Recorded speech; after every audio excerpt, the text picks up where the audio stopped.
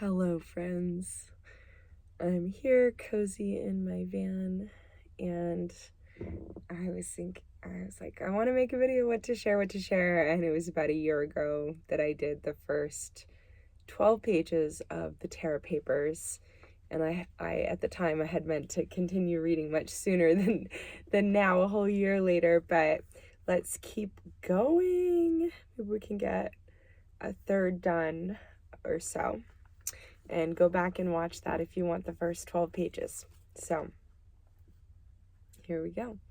And this is the Terra Papers by Robert Morning Sky. You can find the PDF on Scribd,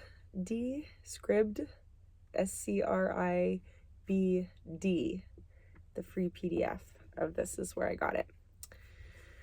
Under the premise of executing control of the star lanes of the 9th sector on behalf of the SSS-T Queens, Al was able to control the travelers who entered the galaxy through the passageway. By refusing travel in the star lanes, King Al could prevent potential alliances with the Arian forces from being formed. Negotiations with other galaxies were subject to the whims of King Al, an intolerable situation for the SSS-T Queens. The Asa Empire could delay or undo all crucial SSS-T political and economic alliances. King Al had turned Aridu into an island outpost of phenomenal power. And though the great Al had further strengthened the Asa throne, he had also weakened his position within the SSS-T royal court of Arian. What the great Al could not foresee, what he could not suspect, was that his own future, his very survival, was hidden in the distant worlds of Al-Im had developed for him. Lurking back in the royal palace was Anu, the one-time prince and highly disgruntled grandson of the great An, waiting patiently for a time in which to move against his uncle. Choosing a day of high celebration of dark victories in battle, when Al would not be in the palace, the prince acted. The loyal followers of the great An, still angry at Al's betrayal, joined with Anu.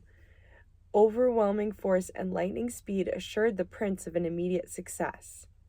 King Al, hearing of the war in the palace, chose not to fight the prince. Fleeing for his life, the great Al descended to his faraway palace in the Aridu system. Here, a loyal following received the deposed king with the enthusiasm of thankful subjects. Refuge was found in the island outpost Al had developed. Here he would be a king, still adored and still welcomed. Back on Asa the ex-prince Anu celebrated his long-awaited revenge. The throne was his. He was King Anu. But victory was not totally complete. The loyal warrior forces of the great Al held fast to the new solar system. The efforts of Al-Im and the resources dedicated by Al to developing and exploiting the new outpost was to return a handsome reward to the great Al in the end. Consistency in the production of heavy metals on Barbaru and continual discovery and exploitation of precious ores, particularly an abundance of gold, made the new solar system indispensable. The strength of Al's hold on the solar system, a very strongly worded communique sent by the SSS-T Queens asking that a civil war be avoided, and the vital resources brought in by the new system all combined to give King Al a very powerful position from which to negotiate a tentative truce and a reprieve. With the SSS-T Queens looking over his shoulder, Asa King Anu reluctantly accepted the agreement for the while. For a time, King Al continued to provide a steady and abundant stream of precious ores and metals to Asa The angry Anu accepted the shipments on behalf of the empire of Asa and the Arian Empire, but continued to look for any sign of weakness, any trouble that might give cause to bring his dark armada down on Al. Anu placed his own elite Iku star pilots, the Ikiki, into orbits throughout the solar system. Any transgression, any mistake made by Al would bring down the wrath of His Highness King Anu. To further secure the solar system, King Anu placed his own son, Prince An-en, in charge of the elite Iku starships, and a special group called the Ikiki, the Watchers. His title would be An-lil, Lord of Command. To ensure shipments of crucial resources remained intact and on time, King Anu appointed his eldest son, Lord Prince Ea, also a master of Genesis sciences, to the position of An-gi, the very same position once held by Al-Im. Lord Prince An-lil would be based on Tiamat, as would his brother Prince An-ki. An-lil would travel the skyways. An-ki would develop the system worlds and conduct a continuing Genesis experiments on the watery world of Shanama. Mining, production, and metallurgical operations would also fall into the realm of Prince Ea's control. In this way, the king was assured his hand would extend over Al-Al's solar system. And so it was for many periods. Former King Al-Al would keep his word, producing the resources and maintaining order in the ninth passageway, while King Anu reluctantly allowed a once-hated foe to remain in power in the ninth passageway. But Anu would never forget the injury he had suffered under the hands of his uncle Al-Al. When speaking of King Al-Al's duplicate palace, the great Anu always referred to it in an angry and disparaging manner. An impure palace, he called it. His own palace on Asa-Ur was the pure one. The Aridu palace was the dark one. Tiamat itself was the world of darkness, regardless of its achievements. King Anu would never forget the torments his father had endured. The hatred of a lifetime welled up within his very being. King Al-Al would live, but he would pay for his sins against the family of Anu. But history was about to repeat itself. For in the very heart of Aridu, the grandson of King Al-Al, Al-Algar, heir apparent to the throne of the solar system, had become a far more powerful figure to the followers of King Al-Al than the king of Asa-Ur was comfortable with. Born to one of the Ikiki pilots, the orbiting watchers of Anu, Al-Algar learned early the ways of the star pilots and their warships.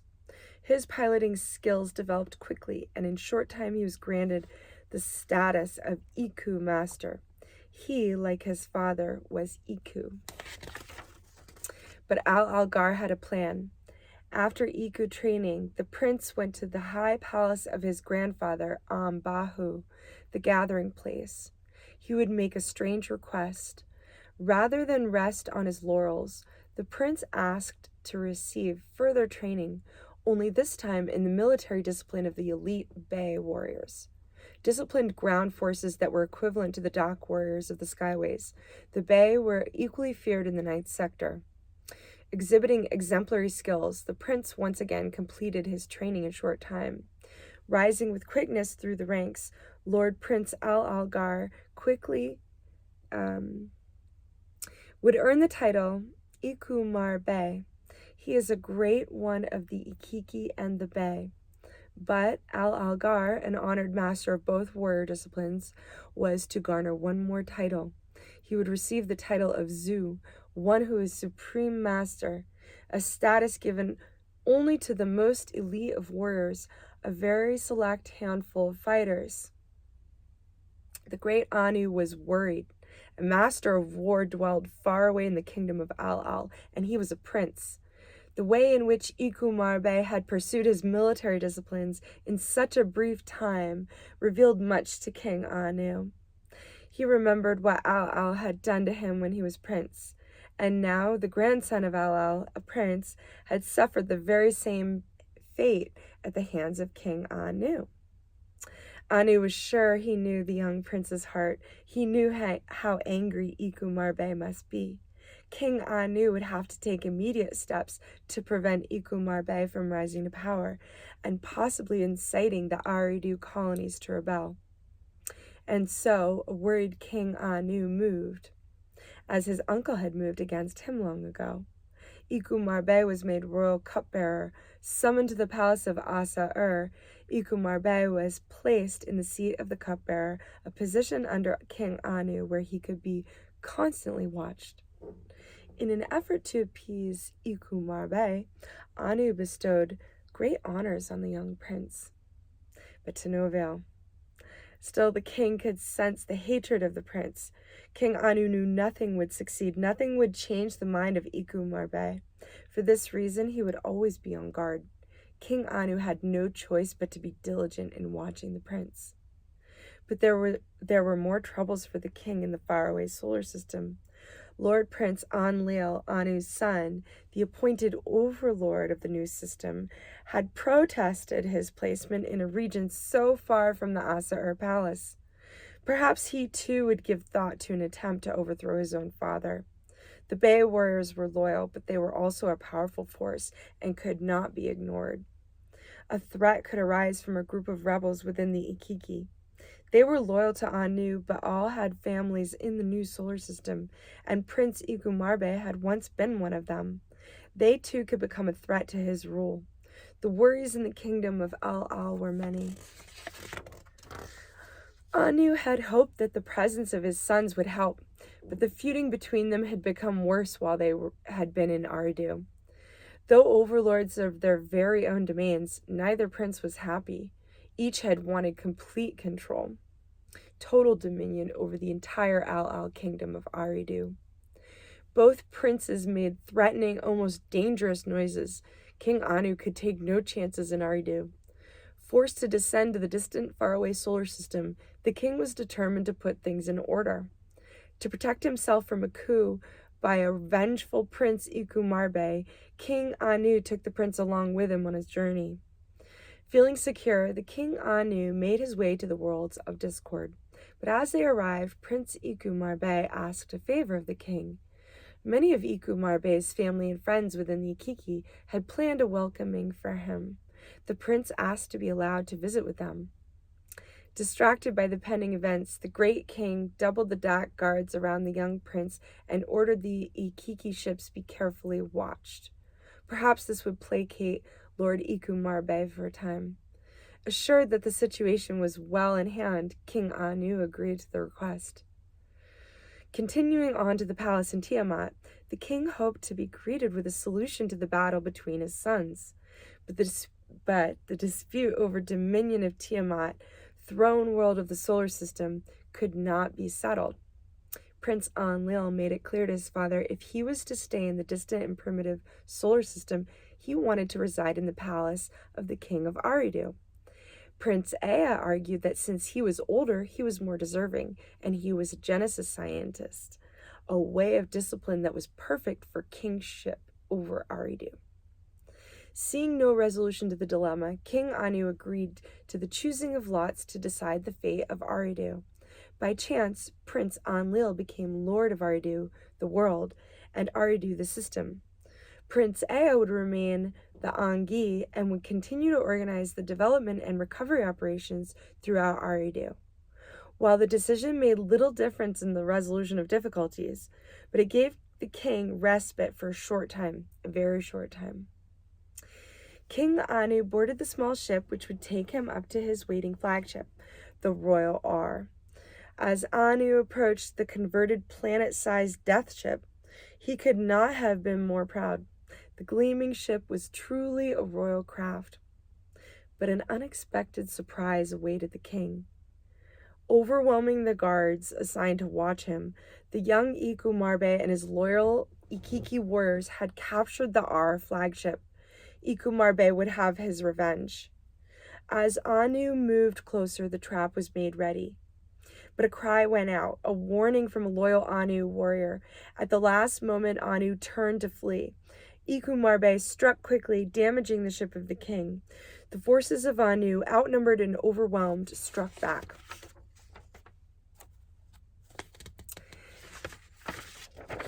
Some graphic here. The battle. The battle was fierce in intensity, short in duration. The Dak elite royal guard had little chance of victory.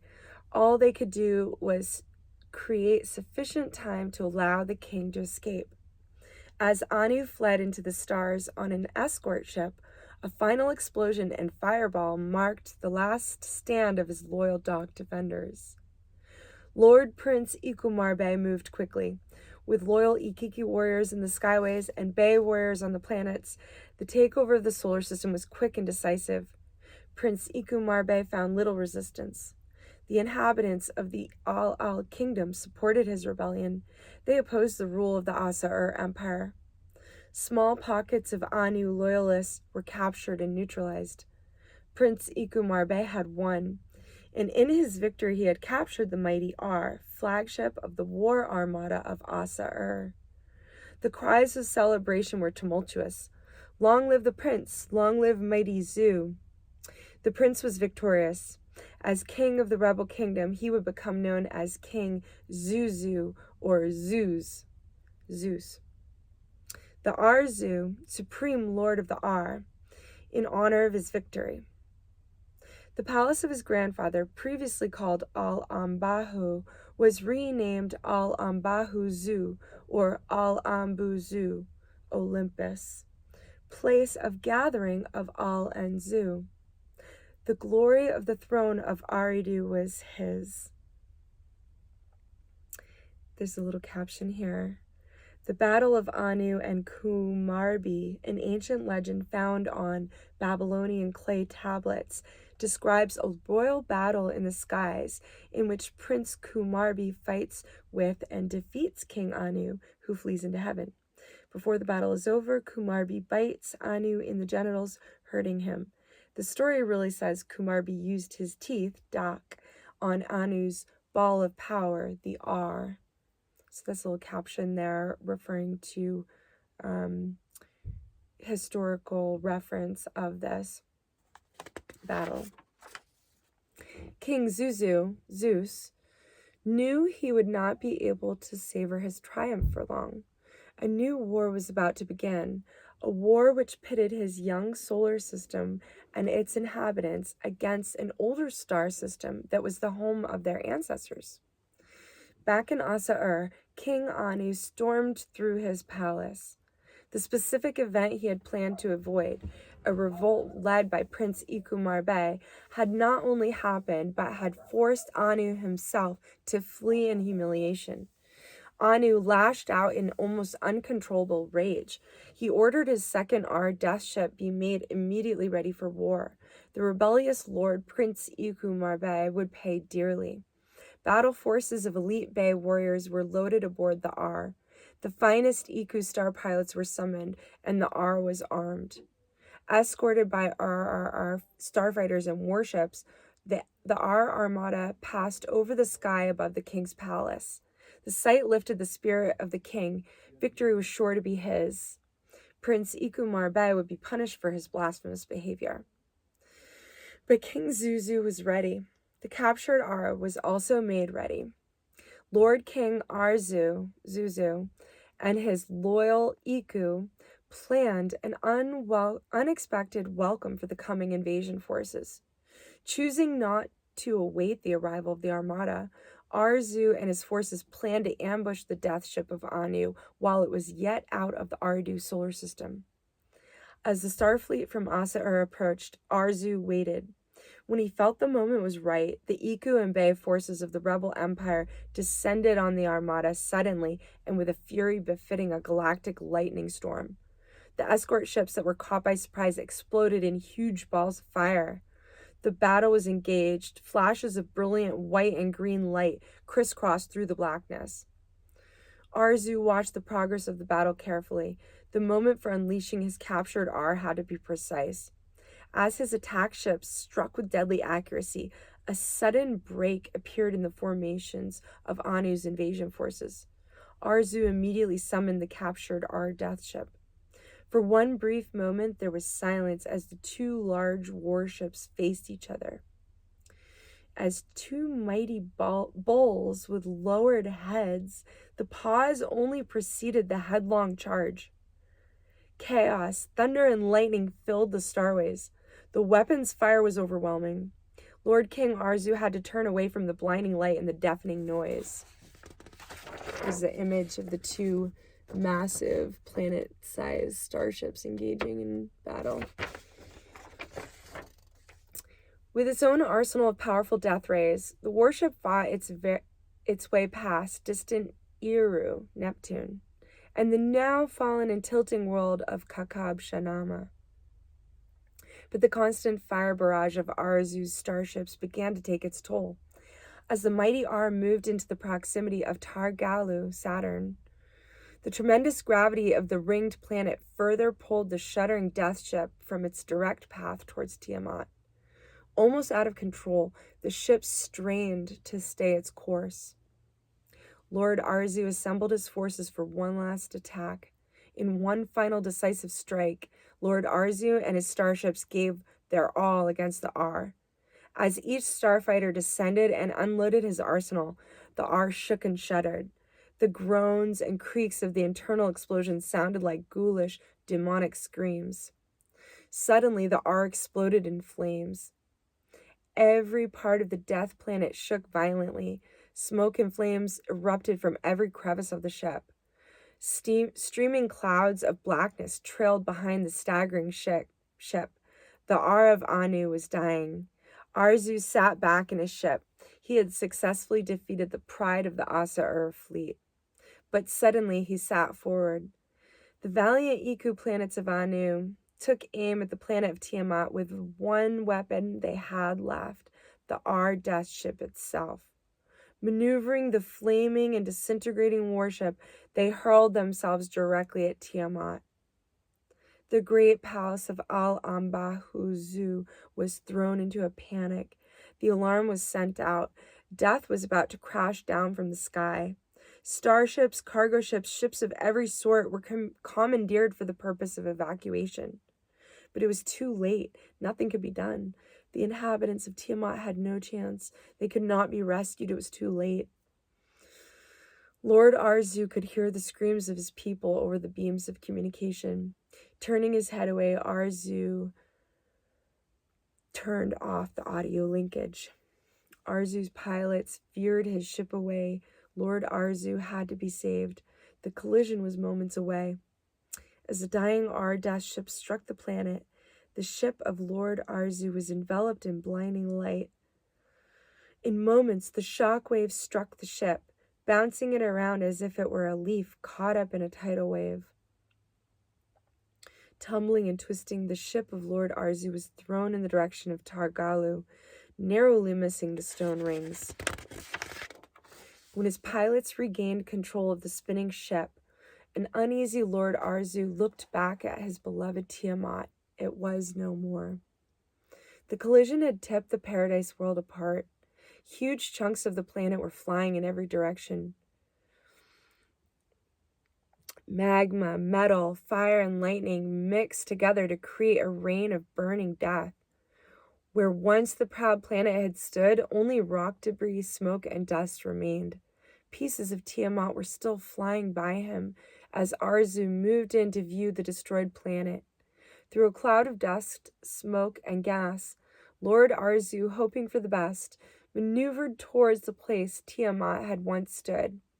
As he pulled out of the dark mists, he saw it, Tiamat, or what was left of it. The huge planet with a gaping hole in its side, a smoke trail behind it, hurtled away from him towards the sun. The prince turned away again. Tiamat was plummeting to its death into the sun below. His people were dead. Arzu was silent. As he looked out, his gaze was met by a solar system that had been ravaged and decimated. The war left its mark on the moons and planets of Ardu. The lives, the cities, and the solar system itself was seriously damaged and possibly irreparably so. Lord Arzu looked at the trail of rubble between Dakmu, the red planet, and the giant world of Barbaru. Tiamat was no more. Only the gravestones remained. Lord Arzu and the Ikiki who remained returned to Dakmu, the central fortress. Dakmu, a wondrous world itself, would become the new royal planet.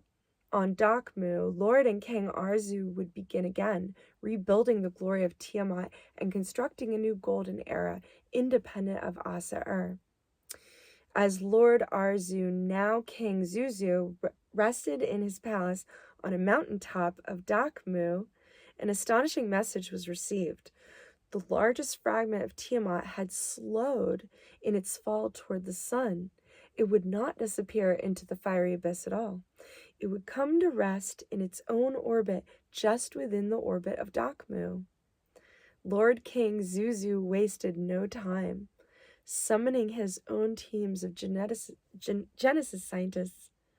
He ordered them to rebuild the burning skeletal remains of Tiamat. Somehow, in some way, King Zuzu would bring the glory of the paradise world to life again. Okay, that seems like another good place to take a break. There's some of the rubble from Tiamat. Pretty sure that's the Kuiper belt from what I remember. So yeah, I think you'll notice there's a lot of parallels between this and Star Wars, the Greek mythology. We see this Iku-mar-beh, who's known as Zuzu or Zeus, and what are the connections to Greek mythology there? And there's just a lot of connections within different mythologies, and we can sort of like start to decipher that a lot of them are talking about the same people, and in fact it's quite historical rather than some kind of made up made up stories. Is really things can get embellished, of course, and added to and shifted and made more fantastical, but yeah, really, really beautiful story here. And for me, it just sort of neutralizes the whole thing, because then we see ourselves and this planet as part of a larger ecosystem, and we start to learn about the conditions in the larger ecosystem, and then we can understand our place here in our solar system, in our galaxy, much better by having that more expansive view. So I'm really grateful to Robert Morning Sky for this work that he shared.